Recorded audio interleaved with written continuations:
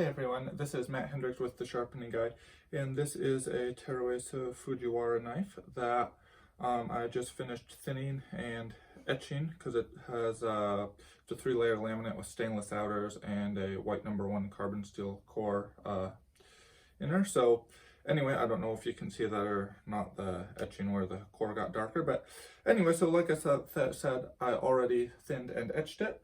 So now I'm just going to sharpen up the edge on some waterstones, and we'll call that good. So just going to start with a 1000 grit stone because it's nice and thin and it's in good shape, so we shouldn't have to do any more than that.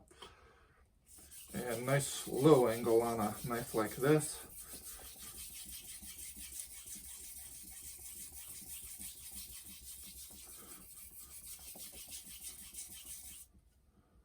And check. And we do have a wire edge already, which is good. So we'll make sure we get one along the full length of the blade on the other side too. And I explain what the wire edge is in a lot of my other how to sharpen videos, but essentially, if your edge is rounded over and you grind steel on one side, when you get to the apex of that rounded edge, then a little burr with little teeth like this will form on the other side, and so you can feel it. So for instance, when I was sharpening on this side,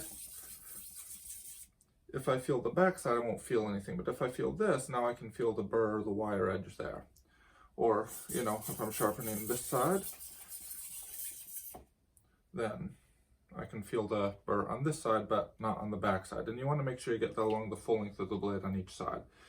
Anyway, now that I have it, we'll start to refine the edge a little bit by using a stropping motion on the stones, which basically means the edge is trailing instead of cutting into the stone. This helps make the apex of the edge a little bit thinner, seeing as it's not running into the grit.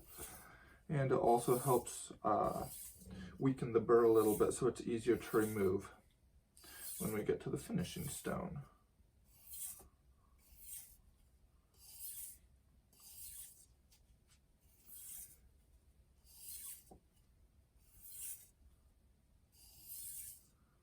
There we go. And so from there, I'll just go to a finishing stone, and I'm just going to use, this is a Kitty-Yama 8000, but really 4000 grit, 5000 grit, 6000 grit would all work, doesn't matter. And on this stone, I'm only going to use edge trailing strokes.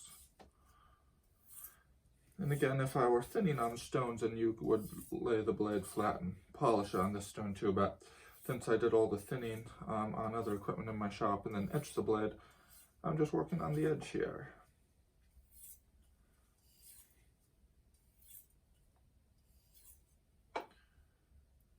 We'll draw the knife through a soft piece of wood a couple times, just bend the burr over, weaken it a little bit so the stone can start to cut it off here.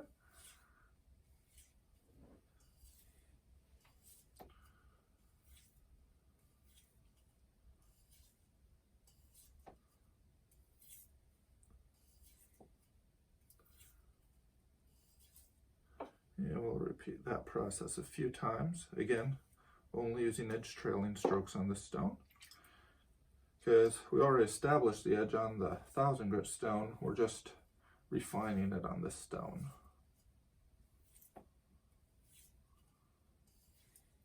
This is the same angle I sharpened the edge at, so haven't changed the angle at all when I went to the finer stone.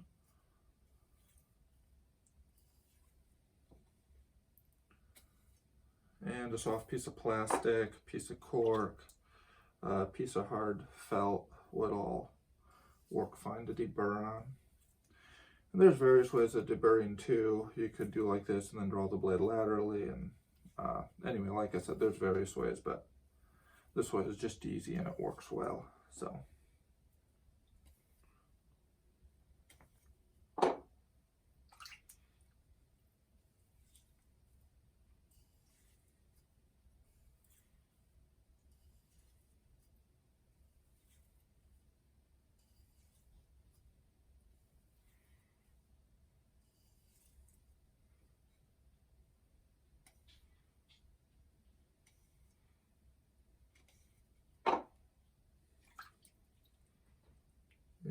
just finish up here with a couple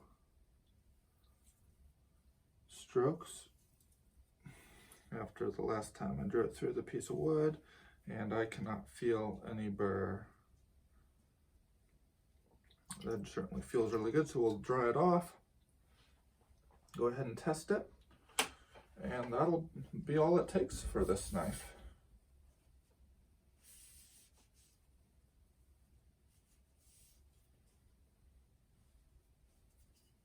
Make sure we get the actual edge dry too there, without cutting the towel. All right, and this knife is totally sharp as it is. That being said, if we want to, we can also strop the blade, again using edge trailing strokes. And I just like really smooth leather without any compound, same angle I sharpened at.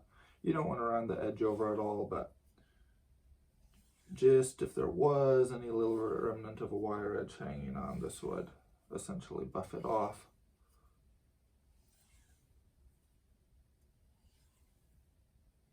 And that's good. You don't need to do a lot there.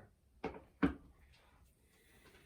so anyway, at this point,